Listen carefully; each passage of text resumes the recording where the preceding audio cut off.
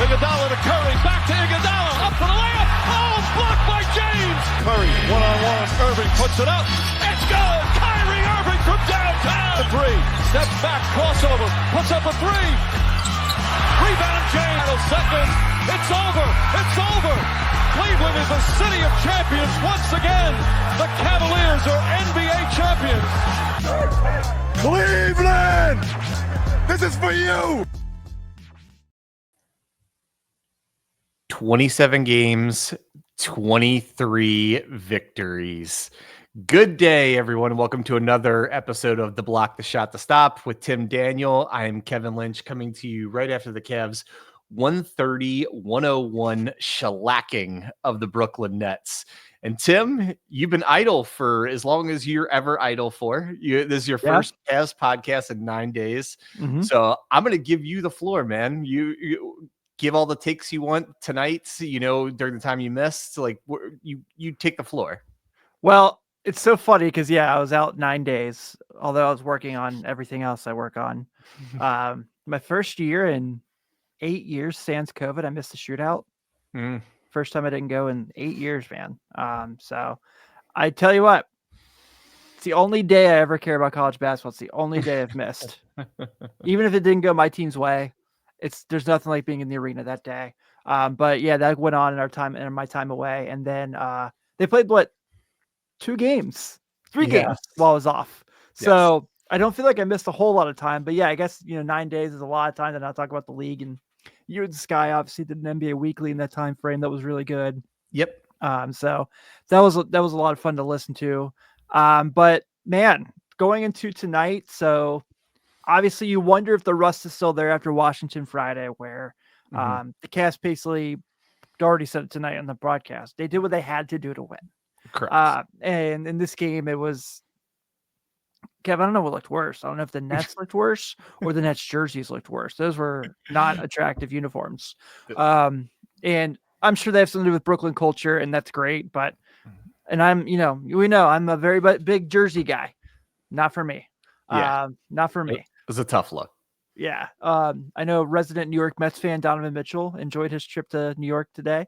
I had a lot of fun, but I thought that, I got a little anxious there at first because I thought the rust was there when Brooklyn comes out and starts the game on a 7-0 run. And then Cleveland kind of gets back into it a little bit, obviously gets a little back and forth. I think at one point they're down 16-12. And I felt like once it hit 16-12 was kind of when the Cavs just became the Cavs. And then I'm putting Iris down, so I'm kind of like looking at the score on the app or the Apple Sports app where that's the play-by-play. I'm like, okay, sure, Garland. I'm like, this is cool. And next thing I know, it's like 74-40 at halftime. I'm like, oh my God. So I look at the Nets box score and I'm like, oh my God, this is terrible. Man, shout outs to Cavs suffocating defense. But for guys like Jarrett Allen and Karis LeVert and, Kenny Atkinson, who have plenty of experience playing in the Barclays Center for the home team, good for them tonight. I know Kenny's been back to Brooklyn since he was relieved of duties, obviously as an assistant for the Clippers and the Warriors. But seeing him be the head coach against the team that beats his former team who fired him, I'm sure it was something that probably, I don't think he holds a grudge by any means. He doesn't seem like a grudge kind of guy, but I'm sure the competitor in him felt pretty good about tonight. Well, yeah, when he's getting a technical when they're up 30 in the fourth quarter, that seemed a little personal. Kenny's not a huge technical guy, though. He's gotten a couple recently. So I was making notes on my phone in that first quarter as that run was happening, and I have all kinds of different notes. At one point, it was like a 25-3 run. At one time, it was 16-0. But encapsulating all of it, the Nets were up 12-7, as you said, or 12-5, as you said. Then the Cavs outscored them 32-5 the rest of the first quarter. That NBA is a league of runs. Seeing teams come back from a double-digit deficit is not uncommon. A 32-5 scoring period is pretty rare. Yes. Yeah. And it begs the question, and we'll get back to the Cavs in a second, but I got one question before we kind of go through the individual players. The Nets before tonight were better than people thought, like potential play-in team and everything. Mhm. Does this mean Dennis Schroeder is the best point guard in the league? Because they lost him and then they just fell apart. I think the Nets tonight, Kevin, their goal, and probably for the rest of the year, was to be the best team possible at playing capture the flag. Yeah. Well, you don't play. I know he's had a little bit of a renaissance this year, but like you don't play Ben Simmons 31 minutes and the top minute guy on your team if you're trying to seriously win in 2024. Yeah. They have guys still, even since the Schroeder trade, they still have guys I really like. Yeah. I think Noah Clowney would be good on the Cavs as their third big. Is just some guy who can run the floor and kind of be like and be sit in the dunker spot. Not that I think they should trade for him, but they have. I like not D'Anthony Melton. What's his name? Shake Milton. Shake Milton. Yeah, played for the Sixers for a minute. Thank you. I like him. And I thought he looked pretty good in some of the games tonight as well. They have guys, and so Dennis Schroeder when he's locking up people in the perimeter next to Steph Curry for a little while now, it's going to look pretty fun. What a move! Yeah, right. Well, the Nets, I think maybe this is what you're trying to say. They have a lot of like really solid complementary players. Yes. The problem is there's nobody on the Nets for them to complement. Right. Yeah. You can't so they have great guys that are like your, fifth starter in the starting lineup or one of your first couple guys on the bench, like super valuable guys to have on your team in those regards. You just can't make a whole team out of those and expect to win the NBA. Absolutely not. So with that, we are a Cavs podcast. Let's turn it back to the Cavs. Who we're both closet Dennis Schroeder fans, not even in closet really, but had to call it out. I mean, the Cavs, one of the fun things about the Cavs tonight, I was looking, it was about middle of the second quarter. They had 55 points and no one was in double figures yet. So this wasn't like the last podcast you and I did, the Hornets game where Mobley just single-handedly went on onslaught. Yeah. This was one of my favorite Cavs games in a long time for a few reasons. One, exactly that, like they getting contributions from everywhere, super balanced attack, end up with like 7 guys in double figures, and even a couple guys that weren't in double figures, like our guy TJ Maxx. He had 5 assists. He only 5 points, but he had 5 assists. I thought he had some really good minutes. And so not only that getting contributions from everywhere, but then just this was the first game in a little while that just showed that high level offensive efficiency that they showed so much at the beginning of the year. And, last few games, like at first they almost looked run down towards the end of a really heavy game stretch.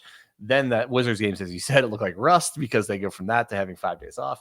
And then tonight they look like the machine that they were for the first 3 weeks of the season offensively. Yeah. And you mentioned, so when they went on that big run in the first quarter, it felt like once Darius Garland got comfortable with the pace of the game is when things kind of started to kind of turn the page. And I know he wasn't the best statistic player tonight, but he kind of is that guy. He is the igniter. And I felt like tonight when he kind of got going, everything kind of stepped up. You talked about just the consistent balance that the team has been when they're at their best is what they're doing. And so, Karis LeVert tonight, 19 points, second on the team, was awesome. George Niang tonight was a rebound away from a double-double. Unbelievable. Can we talk about him for a minute? Let's. George Niang, we came into the season, I think rightfully so, and hyped it up a lot the first few weeks. Karis LeVert, front runner for 6th man of the year kind of thing, right? Already said it tonight. Yeah. Yes. And if he'd have been healthy the whole season, he's missed some games. He kind of looked a little bit rusty or still favoring his one leg in a few others. But tonight he looked like that kind of guy. But Georges Niang, like this guy, he's been one of the most valuable Cavs players and arguably I would say the most valuable bench player overall this year. For sure. Not only the contributions that he's making, but the fact that he is filling what was a hole. Like they don't have a third big man they put in the rotation. So he plays a lot of power forward minutes, plays a lot of guys that are either bigger, more athletic, or both than him. Yeah. And just continues to produce results that are almost mind-boggling. And at some point, it's always like takes a while to believe something that maybe you didn't expect to happen. But at what point do we just say he has turned a corner as a player and found the right team and the right role and is just an incredibly valuable guy on this team? Yeah, if I remember correctly, he is yet to miss a game since he's been a member of the Cleveland Cavaliers. I think that's right. And that's crazy in the NBA. Right. So yeah, man, like you said, like he is just like kind of in the perfect niche for who he is. Mhm. Maybe, you know, we've talked about the third big quite a bit. And maybe you want to kind of see some size there, but I think the thing that jumps out the most to me about him is there was that week or so, you know, those 2 Hawks games, obviously when the whole team in general didn't play well, Mhm. but he slumped. Yeah. And he's just bounced back really well. I mean, I think that probably started with the Charlotte game, and obviously having the time off was probably beneficial to him. But I feel like he just kind of always finds a way to get back on track. He doesn't ever just let things kind of get out of proportion. He doesn't have these extensive long slumps. You can count on him Mhm. to really kind of do a lot of stuff. Like, I mean, I think we're at the point now where we probably know that it's, and I hate to say it because I like the player a lot, but I think we probably know now when Max Strus comes back, it's probably Dean Wade that loses minutes. Yeah. So looking that way. And so for George to kind of be like, look, I'm still your guy. You Mhm. can count on me to come in and knock some buckets down. But to be physical in the sense of like, yeah, I'm playing against Day'Ron Sharpe tonight. And Day'Ron Sharpe is definitely a much bigger player than me. Yep. I'm going to box him out and I'm going to get boards from him. And he did that tonight. And that was awesome. Also, Yeah. I really like Day'Ron Sharpe. I feel like the Nets are like the college basketball all-stars. They are full of a team where you're like, wait, I recognize that name. Where do you go to college? Play that game. Yeah, and we'll turn it back to let me cap George's phenomenal again. If you look at his overall season numbers, the stats don't like jump out at you. They're fairly in line with what he's done previously, but I think he's doing it in a more prominent role, and he has come on. He's one of the guys in the Cavs, I think the most that his play has been upticking consistently all season. A lot of the other guys have been very good all season or fluctuating a little bit. I think Georges has pretty much been on a steady incline the whole season and just seems to keep getting better and better without missing any time, as you said. The only negative out of the game tonight, and you just mentioned it, the name is Dean Wade. I was glad that they kept him in with the closing lineup once they went to the kind of blowout lineup with some of the younger guys, JT Thor.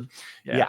And I was kind of hoping they would try and run some offense for him to get him some shots or something. Cause for me, I think more than it has to be like a confidence between the ears issue with that guy. Like he's not like an all-star, but he should be a high-level complimentary guy. They use him as a fifth starter, but he's probably most served as like one of your like main rotation guys off the bench or something, filling the role you need. But he is maybe the only guy, or at least the most prominent guy on the Cavs roster that's been a little disappointing from what you expected of him this year, particularly with his shooting and overall offense. So yeah, I agree with you. When Max comes back, his one of two things is going to happen. Either his minutes are going to get cut or he's going to have to start coming around a little bit offensively to kind of continue at, he's been pretty steady at around 20 minutes a game tonight, 23 tonight. Yeah, and I do wonder, and I haven't seen anything to say this, and I'm not trying to just kind of speculate by any stretch. I guess I am. But I kind of wonder if he might still be bothered by that injury. I wonder if that's, because before he got hurt and he missed those 3 or 4 games, he looked really good. And he was kind of like you said, he was the fifth starter, and you liked it because of his two-way ability. Mm-hmm. He's still shown the ability to be a good rebounder, even while he has been able to score. So he definitely still has value. And I just think that eventually there's going to be a point where they're going to have to count on him, and he's going to come through.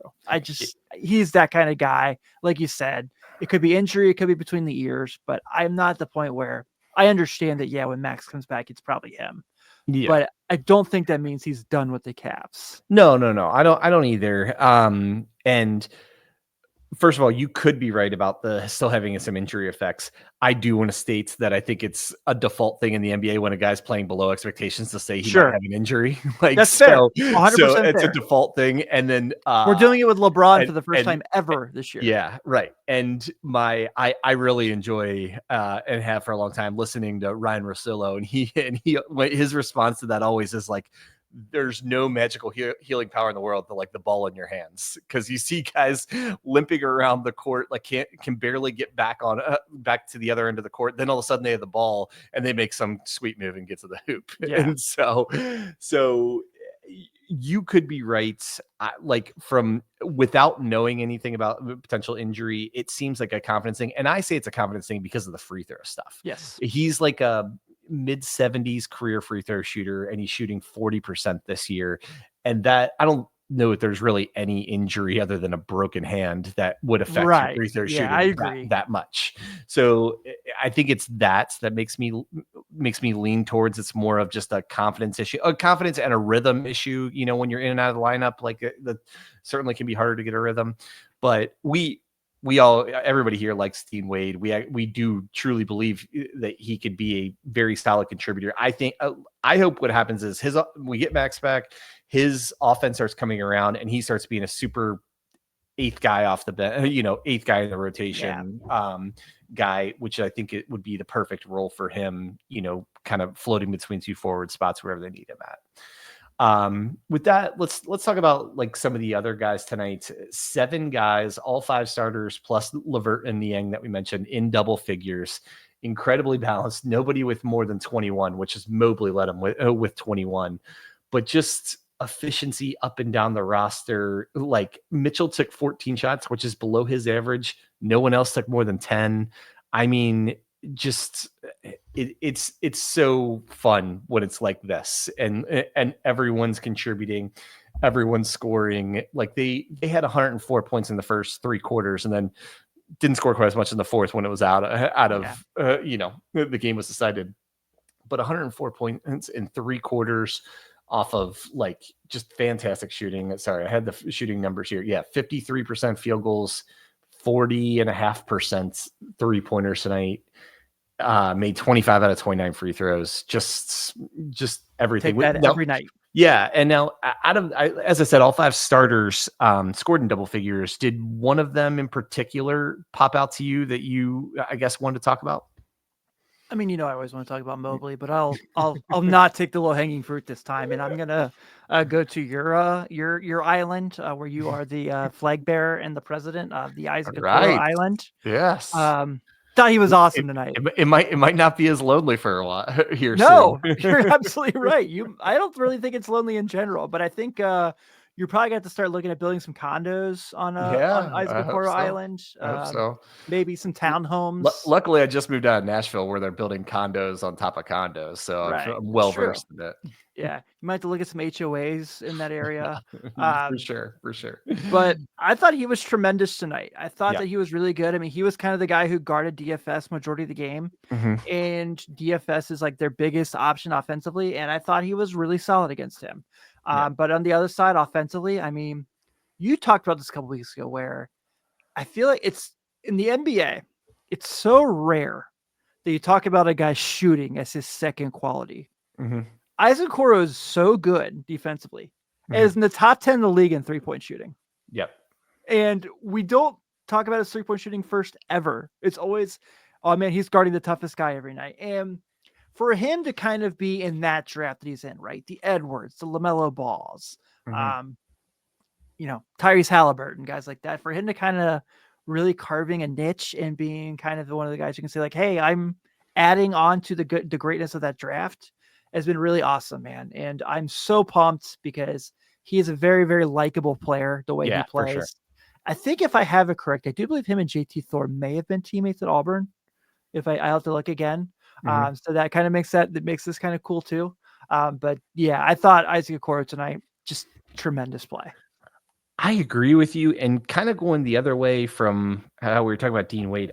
I really want to see Okoro's minutes tick up. Like he 27 a game last year. He's at 21 this year. I understand everyone's a little bit down, but I think he should be a 25 plus game just not only how well he's playing, but how well he more than anybody else in the roster, even Karis LeVert, he complements the big four. I agree. Giving Completely them agree. the little bit of gaps that are within how outstanding those four guys are, the few things that collectively, I guess they don't do as well. He fills those gaps as well as anybody else on the roster, and particularly defensively, under like really solid rebounder for really he's a guard, but they play him more as a swing. Yeah. And as you said, the 3-point shooting, he's up to after tonight about probably 49% free 3-point shooting. Like, why, if you have a guy who is an outstanding defender shooting 49% from three and guards wings when you don't have any other main guys guard the other team's best wing, like, to me, that's a guy that should be playing 25, maybe 30 plus minutes a night. Absolutely. Yeah, I absolutely agree. I think that, I mean, and he's certainly earned the spot that when Max comes back, this eventual whenever it is, that you can't cut him down. I don't think so. There's just no way you can with how he's playing for this team. I don't think so. I think you're right about Dean Wade. I think Sam Merrill's a candidate for getting his minutes cut. I actually don't think I think like Ty Jerome, our beloved TJ Maxx, will stay about where his average is. There's been games he's been getting way up into the mid-20s and above.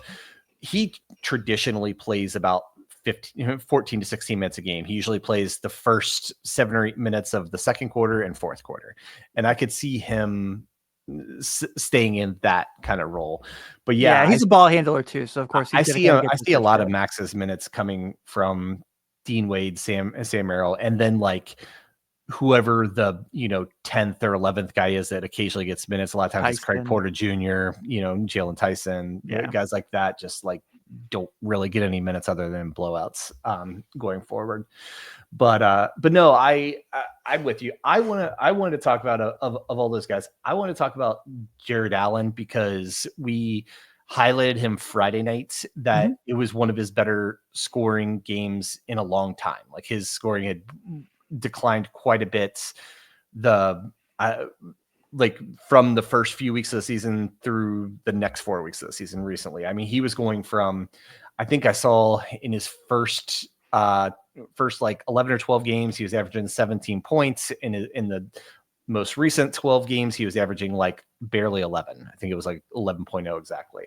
Now tonight he only had 12 and 8 and he only played 23 minutes, but incredibly efficient, 5 for 5, like was, when he did have opportunities, he was aggressive. I like that Garland. I feel like Garland is getting back to penetrating and looking for him a little bit more. Like he did a lot at the beginning of the season, then they got away from it a little bit.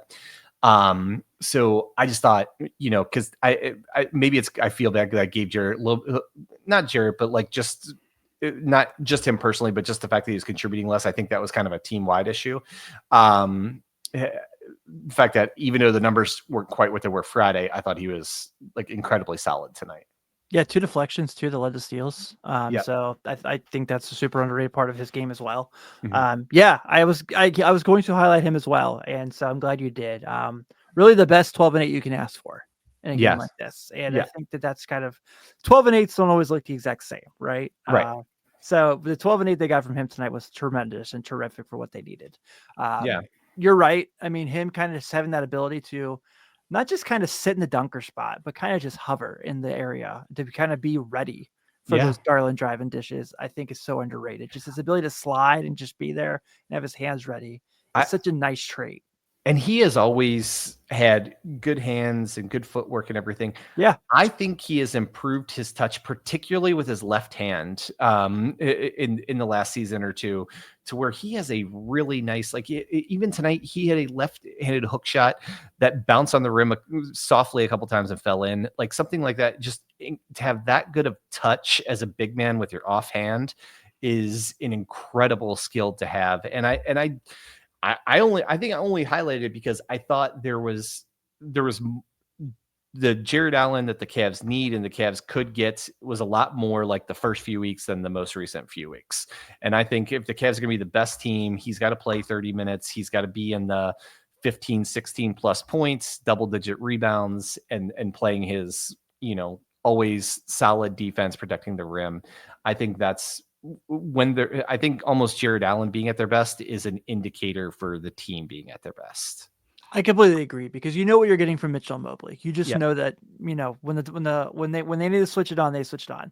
But when Garland and Allen are being the Garland and Allen we've seen them in big stretches this year, this team is nearly unstoppable. Yes.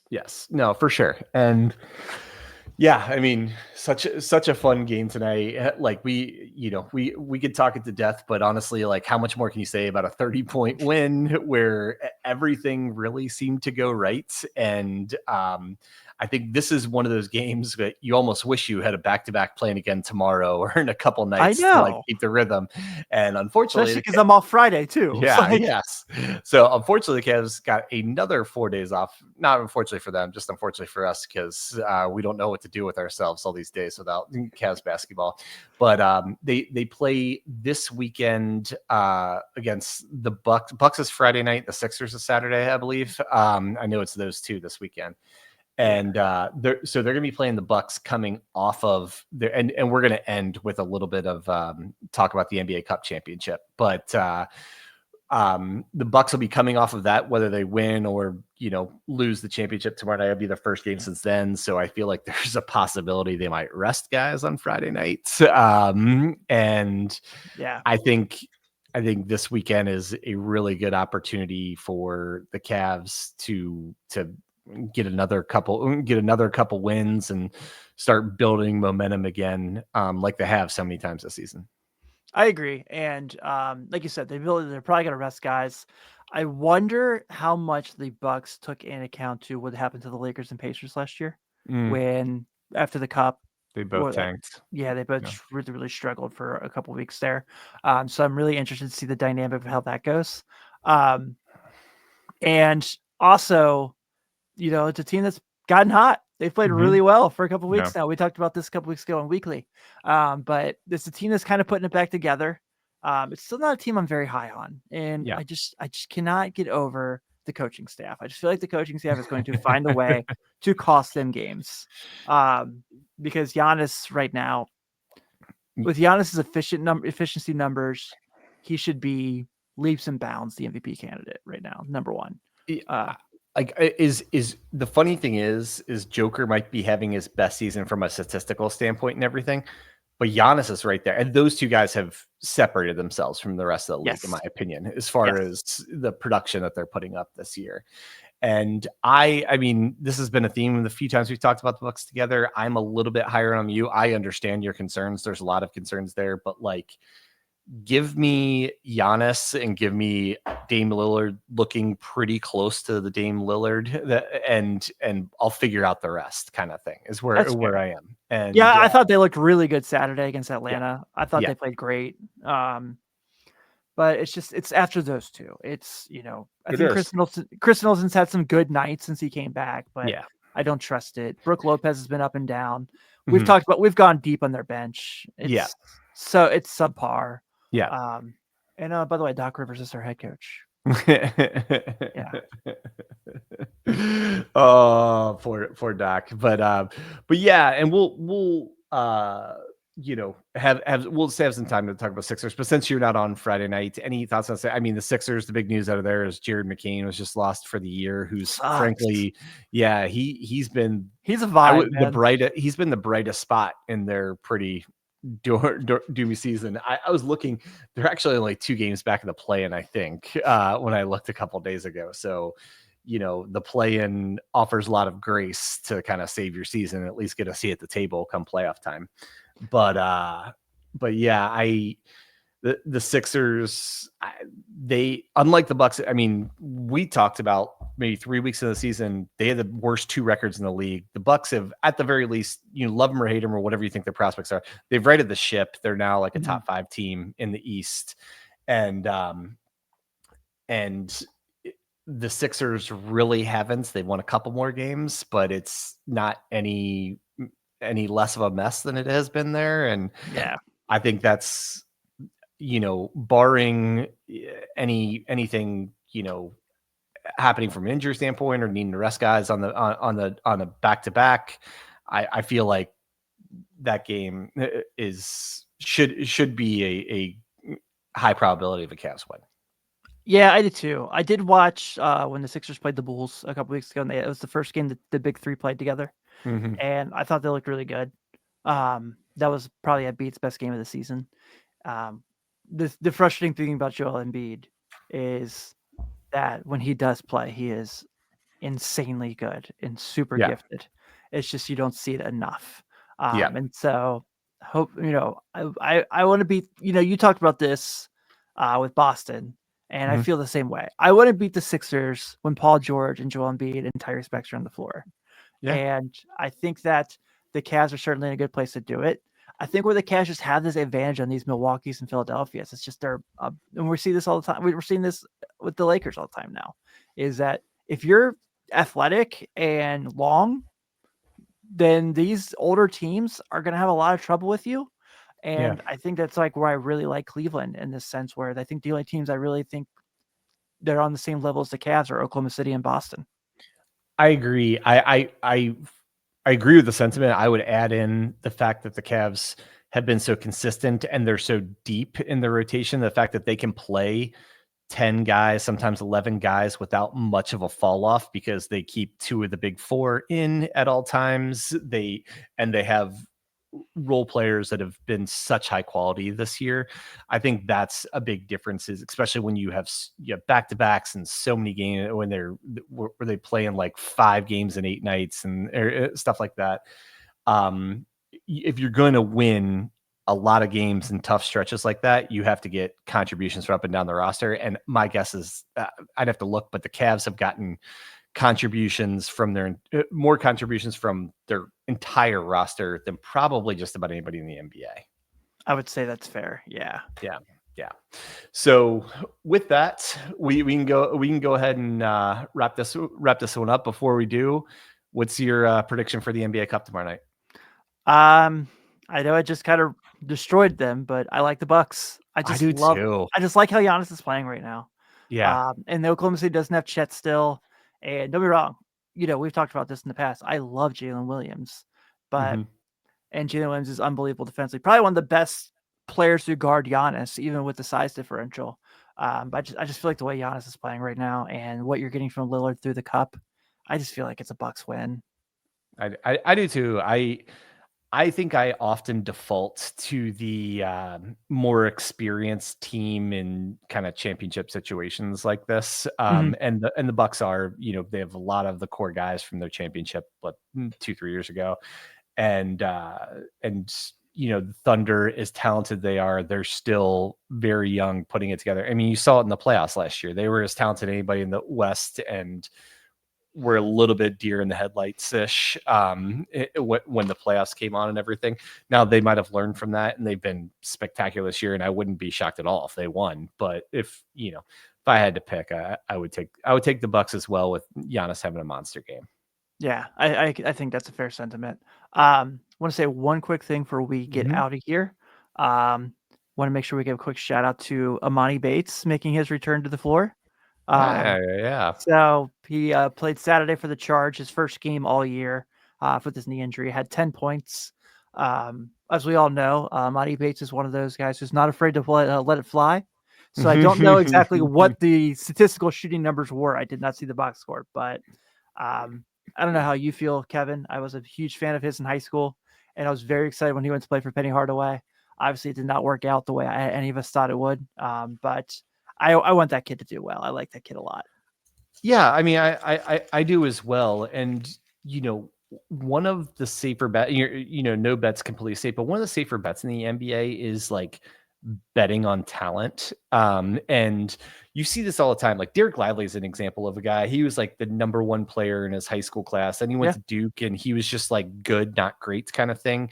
That's where he falls to like the middle of the first round or like late lottery. I think it was where Mavs picked him. And then it's been an incredible contributor. Like he's outperformed his draft position to date. And that happens a lot of times with guys that, they're like the number 1 player in high school. And then, I don't know, for whatever reason, like fall off a little bit in college or and their draft stock falls a little bit. And then before you know it, they get to the NBA and they, can kind of rediscover that talent that got them the rankings that they did. So I would not be surprised at all, if Amani gets his feet under him, starts playing well, and then starts, getting rotation minutes in the NBA again soon. Yeah, I hope so, man. Yeah. All righty. Well, with that, we will go ahead and call it a night. Thanks again, everybody, for listening to the Block the Shot, the Stop. And as always, go Cavs.